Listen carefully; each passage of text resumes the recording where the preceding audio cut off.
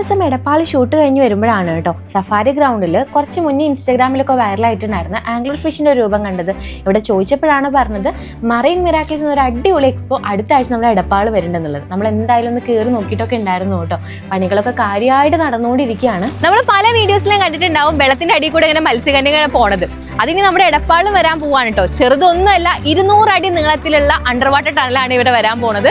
അതിലാണെന്നുണ്ടെങ്കിലോ arapaima, കാറ്റ് fish, പിരാനോ, star fish തുടങ്ങിയിട്ടുള്ള ഒരുപാടധികം മീനുകളാണ് ഉണ്ടാവുക. ശരിക്കും നമ്മൾ കടലിനടിയിൽ കൂടെ നടക്കുന്ന പോലെ ഒരു ഫീൽ ഉണ്ടാവും കേട്ടോ. ഇത് ഇരിക്കുന്ന മൊത്തം ലൈഫ് ഫിഷ് ആണ് കേട്ടോ. നമ്മുടെ അക്വേറിയത്തിലേക്ക് ഇടാൻ വേണ്ടിയിട്ടുള്ളതാണ്.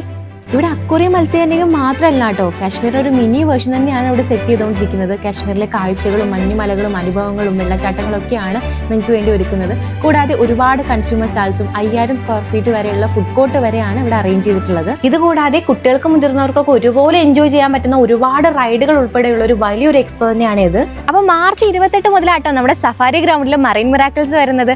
അപ്പൊ ഇങ്ങനെ അവധിക്കാലം അടിച്ചു പൊളിക്കല്ലേ.